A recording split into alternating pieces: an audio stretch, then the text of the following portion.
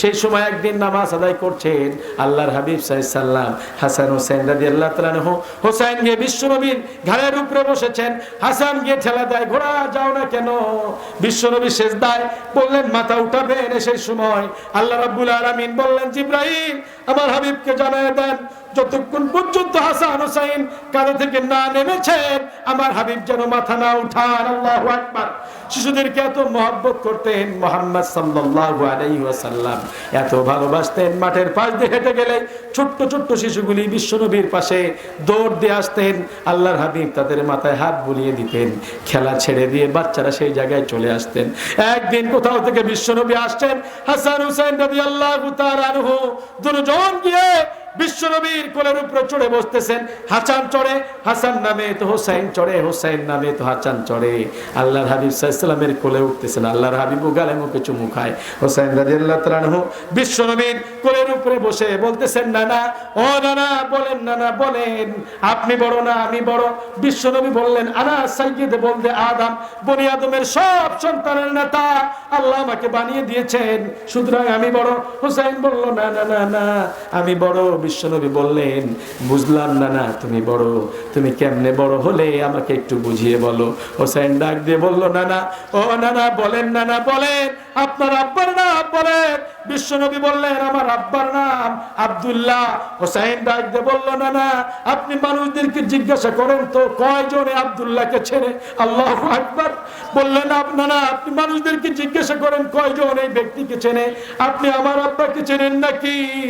আসাদুল্লাহিল গালিব আলী ইবনে আবি তালিব, সারা দুনিয়ার কাফেরের জন্য যাকে আল্লাহ বিজয় বাগ করে পাঠিয়ে দিয়েছেন, আলী রাদিয়াল্লাহু তাআলা আনহু, এমন একজন পিতা আপনি তো পান নাই।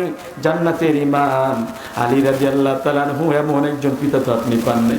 বিশ্বনবী হোসেনের চেহারার দিকে অবাক বিস্ময় তাকিয়ে আছেন।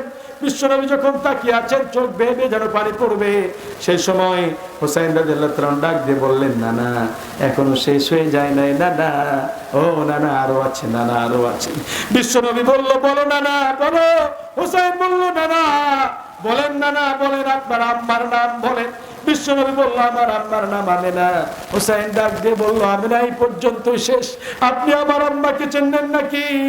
খাতুনে জান্নাত ফাতিমাতুজ জোহরা, বিশ্বনবীর নয়নের কন্যা, আদরের পুত্রী, জান্নাতে সমস্ত নারীদের সর্দারিনী, এমন একজন মা তো আপনি পান নাই। হোসেনের চেহারার দিকে যেন বিশ্বনবী অবাক বিস্ময় তাকিয়ে আছেন। হোসেন ডাক দিয়ে বলল, নানা ও নানা এখনো শেষ হয়ে যায় নাই নানা, নানা বলেন, নানা বলেন আপনার নানির নাম বলেন। বিশ্বনবী ডাক দিয়ে বলল, আমার নানির নাম বাররা, আমার নানির নাম বাররা। হোসেন ডাক দিয়ে বলল, মানুষদেরকে আপনি জিজ্ঞাসা করেন তো বাররাকে কয়জন চেনে? আপনি আমার নানিকে চেনেন নাকি? খাদিজাতুল কুবরা রাদিয়াল্লাহু তাআলা আনহা, জান্নাতে সর্বপ্রথম যে নারী ঢুকবে, যে নারীকে দুনিয়ার জমিনে আল্লাহ রাব্বুল আলামিন সালাম পাঠিয়েছেন। আল্লাহু আকবার। এমন একজন নানি তো আপনি জীবনও পান নাই। ও নানা, নানির দিক দিয়েও তো আমি আপনার চাইতে বড় হয়ে গেলাম। হুসাইন ডাক দিয়ে বলল, নানা এখনো শেষ হয়ে যায় নাই নানা, ও নানা এখনো শেষ হয় নাই নানা, বলেন নানা বলেন আপনার নানার নাম বলেন। আল্লাহু আকবার। এইবার বিশ্বনবী বললেন, আমার নানার নাম আব্দুল ওয়াহাব, ওয়াহাব জোহরি আমার নানার নাম। হোসেন ডাক দিয়ে বলল, মানুষদেরকে আপনি জিজ্ঞাসা করেন তো এই ওয়াহাব জোহরি কি কয়জন চিনি? আপনি আমার নানাকে চেনেন নাকি? সাইয়্যিদুল মুরসালিন, খাতামান নবীন, শাফিউল মুজরিবিন, সাহেবে কাউসার। আল্লাহু আকবার। এমন একজন নানা দুনিয়ার জমিনে যাকে আল্লাহ হাউজে কাউসার দান করে দিয়েছে। কিয়ামতের ময়দানে যেই নবীর সুপারিশ বিনা আল্লাহর জান্নাতে যাওয়া সম্ভব হয়ে দাঁড়িয়ে যায়, এমন একজন নানা তো আপনি জীবনে পান নাই। বিশ্বনবীর দু চোখ বেয়ে বেয়ে পানি পড়তে আরম্ভ করলো।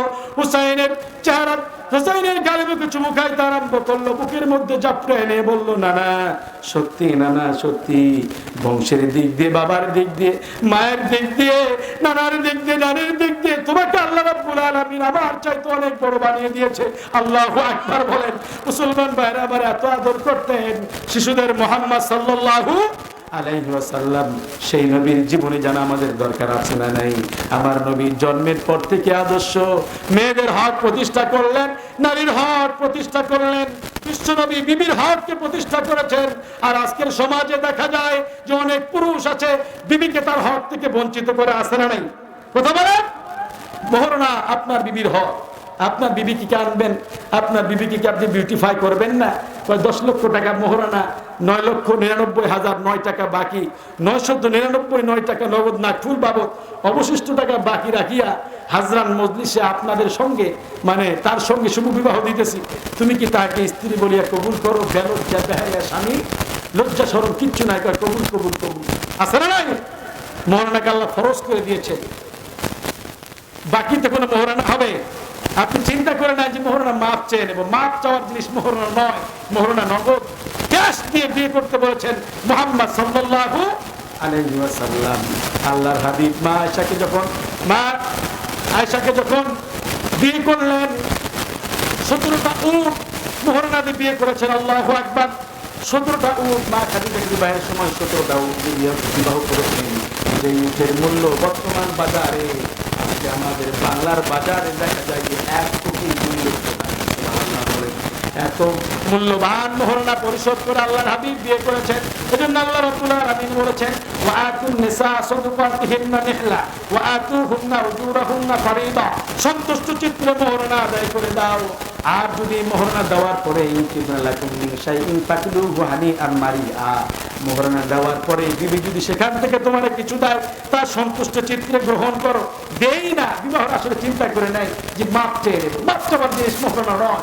মোহরানা ক্যাশ দিতে বলেছেন মুহাম্মদ সাল্লাল্লাহু আলাইহি ওয়াসাল্লাম। বিশ্বনবীর মেয়েকে বিবাহের জন্য এসেছেন হযরত আলী রাদিয়াল্লাহু তাআলা আনহু, বিশ্বনবীর মেয়েকে বিবাহের জন্য এসেছেন। আল্লাহর হাবিব ডাক দিয়ে বললেন, ও আলী, বিবাহের জন্য কি নিয়ে এসেছো? মা বোনেরা, আপনারা একটু আরেক বোনকে বসার জন্য সুযোগ সুবিধা করে দেন মা। কেননা যে আপনি যদি আজকে আপনার ওই বোনকে বসার জায়গা করে দেন, কিয়ামতের ময়দানে আল্লাহ রাব্বুল আলামিন আপনার জান্নাতের মধ্যে জায়গা প্রশস্ত করে দিবেন। আজকে মাহফিলে ইয়া আইয়ুহাল্লাযীনা আমানু ইযা ক্বিলা লাকুম তাফাসসাহু ফিল মাজালিসি ফাফসাহু ইয়াফসাহুল্লাহু লাকুম, বলা হয়েছে যে যখন তোমাদেরকে কোনো মজলিস সমূহে একটু নড়ে চড়ে জায়গা প্রশস্ত করে দিতে বলা হয়, তোমরা একটু জায়গাটা প্রশস্ত করে দিও, আল্লাহ জান্নাতের মধ্যে তোমাদেরকে এভাবে জায়গা প্রশস্ত করে দিবে। সুবহানাল্লাহ বিহামদিহি। সুতরাং ভাইজান, আমাদের প্রধান মেহমান এক্ষুনি এসে যাবে। প্রধান মেহমান আসার আগে 2-4-5 মিনিট আমরা একটু কথা বলবো। আমি অসুস্থ, প্রত্যেকদিন বিভিন্ন জায়গায়, এই জেলা থেকে সেই জেলায় যাচ্ছি, বিভিন্ন জায়গায় ঠান্ডা লেগে গেছে, ঠান্ডার মৌসুম তো, ঠান্ডা লেগেছে। কত কন্ট্রোল করতেছি নিজেকে, কিন্তু কন্ট্রোল করতে পারতেছি না, অনেক চেষ্টা করতেছি। এই জন্য হয়তোবা আমার মন পোষত কিংবা আপনার মন পোষত আপনাদের আমি বয়ান করতে পারলাম না। খুব সুন্দর আশা ছিল যে সুন্দরভাবে বয়ান করব। দেখা যায় যে বেশি কিছু বলতে, জোরে কথা আওয়াজ দিতে গেলে গলাতে ঠান্ডা লাগতেছে। তো আমার জন্য একটু দোয়া করবেন, আল্লাহ তাআলা যেন কণ্ঠটাকে সুন্দর রাখেন, এই কণ্ঠের প্রচারকে যেন বিভিন্ন জায়গায় পৌঁছায় দেন। আল্লাহ কবুল করুন, পড়ছে আমিন। মুসলমান ভাইরা আমার, সাধ্য অনুযায়ী তারপরও যতটুকু আলোচনা করেছি, মনে হয় যে কেউ বুঝতে পারে না এমন কোনো সমস্যা হয়েছে। কারো সমস্যা তো না হওয়ার কথা নয়, সমস্যা তো হওয়ার কথা না। অবশ্যই আমি চেষ্টা করেছি সাধ্য অনুযায়ী কথা বলার জন্য। সব কিছুই ভালো ছিল, মাউথপিসও ভালো, আপনারা শ্রোতারাও ভালো, কিন্তু আমার গলায় ভালো না। আমি চেষ্টা করেছি, আমরা বিশ্বনবীর জীবনী থেকে কথা শুনলাম। আমরা আমার সন্তানদেরকে যখন বিবাহ দেব, মোহরানা নগদ পরিশোধ করে দেব, রাজি আছি তো ইনশাআল্লাহ? কোনো বাবা জীবনের আশায় চুক্তিয়ে বসে থাকবেন না। হারাম জিনিস খাচ্ছেন, শুয়োরের গোস্ত যা খাচ্ছেন, সন্তানের যেই শ্বশুর বাড়ি থেকে যৌতুকের টাকা নেওয়া হচ্ছে, এটা হারামের টাকা। খবরদার, কখনো জোরপূর্বক কোনো কিছু নেবেন না। তার মেয়েকে নিয়েছেন, শ্বশুর যদি খুশি মনে আপনারা কিছু দেয়, আপনি সেটা গ্রহণ করতে পারেন, কিন্তু আপনি জোরপূর্বক নেবেন, আল্লাহ আপনার প্রতি নারাজ হবে, গজব বর্ষিত হবে। আলী রাদিয়াল্লাহু তাআলা আনহু এসেছেন বিশ্বনবীর মেয়েকে বিবাহের জন্য। ডাক দিয়ে বললেন, ও আলী, মোহরানার জন্য কি নিয়ে এসেছো? আলী রাদিয়াল্লাহু তাআলা আনহু বললেন, ইয়া রাসূলুল্লাহ, আমি যে কি হত দরিদ্র আপনি তো ভালো করেই জানেন। আল্লাহর হাবিব বললেন, কেন? তোমার কাছে যে মোহরনার ঢাল তরবারি আছে এগুলি বিক্রি করে নিয়ে এসো। বিক্রি করেন নাই? বিক্রি করে মোহরনার টাকা পরিশোধ করেছেন। আপনি আপনার বিবিকে আনবেন, আপনার বিবিকে আপনি বিউটিফাই করবেন না? মনে রাখবেন, বিবি হলো ঘরের রহমত। বিবির সঙ্গে ভালো ব্যবহার করতে বলেছেন কে? মুহাম্মদ সাল্লাল্লাহু আলাইহি ওয়াসাল্লাম। কোন নবী বিবির সঙ্গে খারাপ আচরণ করেন নাই। আমরাও যেন না করি, আল্লাহ কবুল করুন, পড়ছে আমিন। বিশ্বনবী মা আয়েশা বলতেন, 5 কারণে আল্লাহ আমাকে শ্রেষ্ঠত্ব দান করেছেন। তার প্রথম নম্বর কারণ হলো, সবচেয়ে অল্প বয়সে আমি বিশ্বনবীর বিবি হয়ে এসেছি। 7.5 বছর বয়সে বিবাহের আগ হয়েছে। 9 বছর বয়সে আমি বিশ্বনবীর সংসার শুরু করেছি।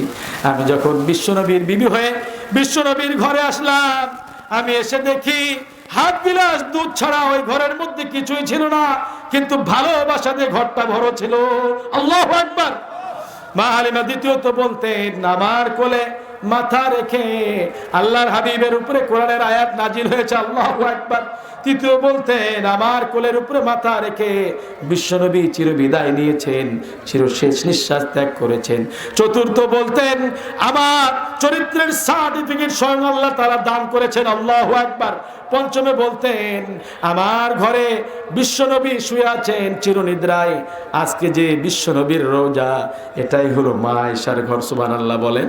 মন আমার কাঁদে রে, প্রাণ আমার কাঁদে রে, যেতে সোনার মদিনা। কাঁদে না?